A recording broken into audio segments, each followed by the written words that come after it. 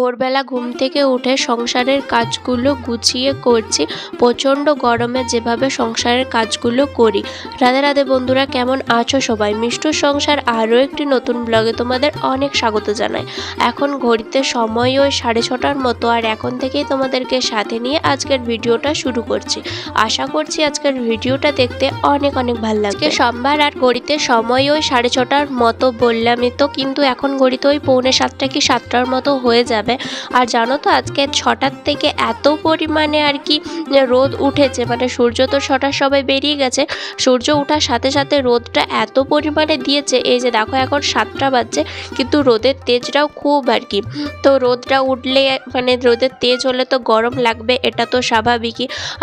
আর আমার বেটুর তো ঠান্ডা লেগেই আছে, যতই ওষুধ খাচ্ছি তখন ঠিক হয়ে যাচ্ছে, আবার একটু পরে হচ্ছে গলা নাক কিন্তু জুবে যাচ্ছে। তো সেই কারণে ভাবছি যে রোদটা দিয়েছে একটুখানি আর কি মাথায় তেল লাগিয়ে বাইরে বাচ্চা ছেলের মতো আর কি বসে থাকবো, যদি একটু সর্দিটা গলে আর কি নেমে যাওয়ার চেষ্টা হয়। প্রত্যেক দিনই আমি বেটুর মাথাতে 1 গাদা করে সর্ষের তেল দিয়ে দিই, তারপরে ওকে তো ও সারাদিনই তো বাইরে ঘুরতেই থাকে, তো রোদটা একটুখানি পেয়ে যায়। তো আমিও আজকে ভাবছি যে একটুখানি মাথায় তেল নেব, তারপরে একটু রোদটাতে বসবো, যদি একটু আর কি আমার নিজেরও ভালো লাগবে, আর সর্দিটাও বলে না, বড়রা বলে না যে সর্দিটাও গলতে থাকবে। তো ভাবছি আজকে বসবো। তো যাই হোক, এই দিকটাতে দেখো অনেকগুলো কাঁথা আর হচ্ছে জামা কাপড় ছিল, তো সেগুলোই কোনো রকম ঘরের এখনো ঝাটপাট কিছু করিনি। আগে বসে পড়েছি এই জামা কাপড়গুলোকে ভাঁজ করে নিতে, তারপর বাকি অন্য কাজগুলো কিন্তু করব। তো প্রথমে এক এক করে সব জামা কাপড় আমার দেখো গুছানো হয়ে গেছে। আমার বেটুর, তারপরে বাকি সবাইকার কিন্তু জামা কাপড় আমার সুন্দর করে গুছানো হয়ে গেছে। এখন শুধু আমার বেটুর কাঁথাগুলো আছে, তো ভাবছি ওগুলো একটু মানে দাঁড়িয়ে গুছিয়ে তারপর ওই বেডের ওইখানটাতে রেখে দেবো। শীতানে বেটুর কাঁথাগুলো রাখলে তাহলে আমার নিতে খুব সুবিধা হয়, কারণ কি বলতো, মানে এই তো ছোট বাচ্চা এখনই শুশু করে দেবে, হয়তো মানে খুব বেশিরভাগ মানে খুব কম টাইমে কিন্তু ও বেডেতে পেচ্ছাপ করে, কিন্তু যখনই করে তখনই আবার সে ওই আলমারি থেকে নিয়ে আসতে হবে। তো সেই কারণে ওর ওই কটা কাঁথা অন্তত আমি মাথা শীতানে রেখে দিই, যাতে পাল্টি কিন্তু চেঞ্জ করা যায়। আর এদিকটাতে দেখো এক এক করে সব কাঁথা কিন্তু পাট করে দিচ্ছে, আর আগেই আমি কিন্তু বিছানাটাকে ঝেড়ে নিয়েছি। আর জানো তো আজকে ভাবছি একটু ফ্যানটা পরিষ্কার করবো। অনেক দিন ধরেই দেখছি যে ফ্যানটা প্রচণ্ড পরিমাণে ঝুল জমেছে, প্রত্যেক দিনই ভাবি যে আজকে পরিষ্কার করব, কালকে করব, কিন্তু এরকম করে আর করা হয় না। তো আজকে ভেবেই নিয়েছি মনে মনে যে আজকে পরিষ্কার করেই ছাড়বো। প্রত্যেক দিন আর এরকম ভাবা চলবে না, প্রত্যেক দিন ভাবতে গেলে আর সেই কাজটা হচ্ছে না। তো চলো আজকে হচ্ছে পরিষ্কার করেই ছাড়বো। আর আমাদের ঘরের ফ্যানটার থেকেও জানো তো, মা বাবা যে রুমটাতে থাকে ওই রুমের ফ্যানটা আরও বেশি নোংরা হয়েছে, কারণ রান্নাঘরের পাশেই পড়ছে ওই রুমটা, আর রান্নাঘর থেকে যত তেল চিটচিটা আরে এসে কিন্তু ফ্যানটাতে এসে পড়ে। আমাদের রুমটাতে একটুখানি কম আসে, আমাদের রুমটাতে আসার আগেই কিন্তু মেন দরজাটা খোলা থাকে, সেখান দিকেই যত তেল মশলার ঝাঁঝ কিন্তু চলে যায়, কিন্তু বাবা মায়ের রুমটার দিকে অত যেতে পারে না, তাই কিন্তু বাবা মায়ের রুমটাতে আগে যায়, তারপরে হচ্ছে আমাদের দিকটাই আসে। আর এই দিকটাতে দেখো আমি এত কাজ করছি, মানে এই জামা কাপড়গুলো ভাঁজ করতে করতেই না আমার খুবই তেষ্টা লেগে গেছে, ওই জন্য একটুখানি জল খেয়ে নিলাম, আর তারপরে লেগে যাব কিন্তু মেন কাজে। আর আমার মেন কাজ হচ্ছে এই যে দেখো ফ্যান পরিষ্কার করা, আর ফ্যানটার অবস্থা দেখতেই পাচ্ছ। আর জানো তো ফ্যান পরিষ্কার করতে করতে বরবাবু গিয়েছিল তো ডিউটি থেকে চলে এসছে, আর এসে বলছে দে আমাকে পরিষ্কার করে মানে আমি পরিষ্কার করে দিচ্ছি, তুই ঠিকভাবে পরিষ্কার করতে পারবি না। তা বলছে না, তুই এই মাত্র ডিউটি থেকে এলে, তো তোমাকে এখন আর করতে হবে না, আমি যতটা পারছি করে নিচ্ছি। তো যদি মানে এটা কি বলো তো, একটু তো উঁচুতে আমি ঠিকঠাকভাবে লাগাল পাচ্ছি না, ওই জন্য ও বলছিল যে আমি করে দিচ্ছি। তো আমি বললাম যে না, তুমি এই মাত্র রোদে গরমে তেতে বুড়ে এলে, তো তোমাকে আর করতে হবে না, আমি যতটুকু পারছি আমার দ্বারা যতটুকু হচ্ছে ততটুকু আমি কিন্তু পরিষ্কার করে দিচ্ছি। আর এদিকে দেখো বেশ একটা মানে দেখে মনে হচ্ছিলো অনেকটাই ঝুল, মানে ঝাড়া হয়নি তো অনেক দিন হলো, তো সেই কারণে অনেকটাই ঝুল দেখে মনে হচ্ছিলো, কিন্তু একটুখানি আর কি মুছে নিতেই আর অত বেশি কিন্তু ঝুলটা মনে হচ্ছিলো না। এই যে দেখো চারিদিকে যেরকম কালো কালো রয়েছে, সেটা আর কিন্তু বেশি মনে হচ্ছিলো না। তো যাই হোক, সুন্দরভাবে মুছে নেওয়ার পরে ঘর ভালো করে সুন্দর করে ঝাড়ু দিয়ে তারপর কিন্তু পোছা লাগিয়ে নিয়েছিলাম। ঝাড়ু পোছা করতে করতে প্রায় 12টার মতো বেজে গিয়েছিল আজকের কাজগুলো করতে। তো এই যে দেখো রান্না যেহেতু সকালে হয়ে গিয়েছিল, তো সেই কারণে এই যে দেখো ভাত কিন্তু খেতে বসে পড়েছে দুজন মিলে। ভেঙে দিয়েছে ওই সেটা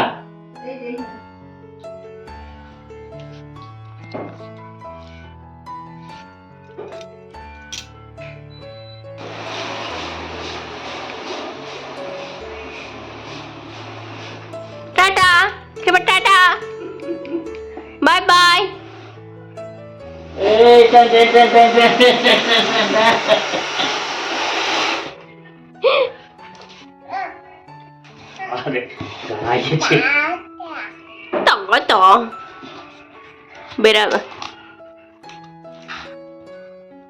বেড়ে যাবি। তোমরা দেখতেই পেলে দাদু নাতির কাণ্ড, মানে সেই তার বাবা ওই পেটিটাই করে হচ্ছে আম নিয়ে এসেছিলো, আর পেটিটা থেকে আমগুলো খালি করার পরে তার ছেলের কাণ্ড দেখো, পেটিটাতে চেপে খালি বলছে ভু ভু, মানে কেউ তাকে এবারে ঠেলে ঠেলে নিয়ে চলো। আর এখন আমরা রেডি হয়েছি, তার বরবাবুর সাথে যাব আমরা দুজন মিলে ঘুরতে। কোথায় যাবে তুমি?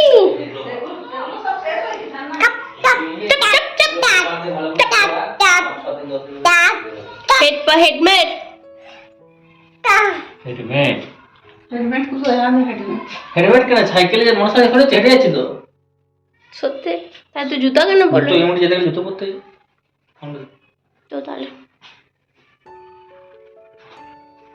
হাঁটা হাঁটা। আমার ছেলে এখন ঠিকভাবে কথা বলতে পারে না ঠিকই, কিন্তু ও অনেক কথাই কিন্তু বলার চেষ্টা করে। এবার ও কিন্তু অনেক কিছু বুঝতেও পারে এইটুকু বয়সে। এই যে দেখো, ও কিন্তু বুঝতে পেরে গেছে আমরা রেডি সেডি হয়েছি, আমরা এবার যাব কোথাও ঘুরতে। আর সেই জন্য বারবার হাত লাড়িয়ে লাড়িয়ে আমাকে বলছিল মাম্মা চলো, মাম্মা হু হু, মানে এরকম বলছিল মাম্মা হু হু, মানে হচ্ছে চলো এবারে যেথা যাওয়ার জন্য রেডি হয়েছে, তো এথা আবার চলো। আর এই দিকটাতে দেখো আমরা এখন বসেছি, আর আমার বেটু কিন্তু মাঝে বসে ঠিকঠাকভাবে যেতে পারে।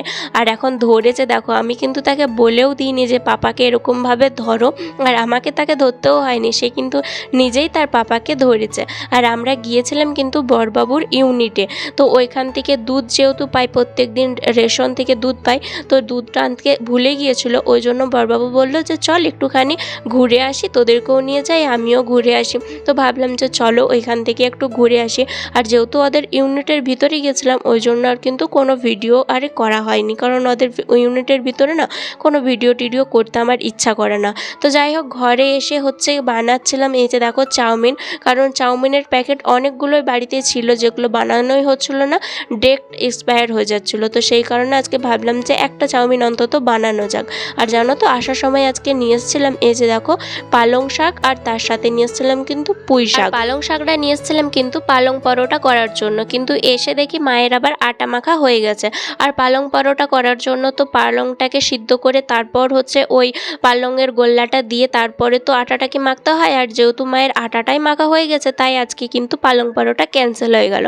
আর এদিকে আমি এখন দেখো সুন্দর করে কিন্তু চাউমিনটাই করে নিচ্ছি। আর যেহেতু এক প্যাকেট চাউমিন দিচ্ছি, তাই দেখে মনে হচ্ছে না যে কইটুকু চাউমিন, আবার যদি 2 প্যাকেট দিয়ে দিতাম তাহলে কিন্তু অনেকটাই বেশি মনে হতো। তো সেই কারণে হচ্ছে দেখো যে ভাবলাম কম করেই করা যাক, ভাইয়ের যেদিনে ছুটি থাকবে সেদিনে আবার 2 প্যাকেট কিন্তু বানিয়ে দেবো। আর আজকে একদম সিম্পলভাবে আমার কি চাউমিনটা করছিলাম, কোনো হলুদ গুঁড়ো বা লঙ্কা গুঁড়ো কিছু দিইনি, শুধুমাত্র কাঁচা লঙ্কা দিয়ে কিন্তু চাউমিনটা করছিলাম।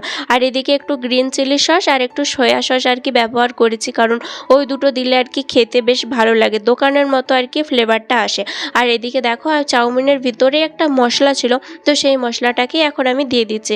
আর এই চাউমিনগুলো না ক্যান্টিন থেকে পাওয়া যায়, দাম অনেকটাই বেশি নেই, কিন্তু খেতে অতটাও বেশি কিন্তু ভালো লাগে না। আর প্রত্যেকবার হচ্ছে মানে ভাবি যে ক্যান্টিন থেকে চাউমিন আনবো না, এখানে দোকান থেকেই নিয়ে নেবো, কিন্তু সেই ভুলে আমার বর কিন্তু ওই ক্যান্টিন থেকেই নিয়ে আসে। আর যেহেতু নিয়ে চলে আসে, ওইখানে তো আর ফেরত দেওয়া যাবে না, তো সেই কারণে কি করব বলো, বানাতে তো হবে। আর এইদিকে দেখো এখন সুন্দর করে কিন্তু চাউমিনের গায়ে সমস্ত রকমের মশলাগুলো কিন্তু মিশিয়ে নিচ্ছি প্রত্যেকটা চাউমিনে।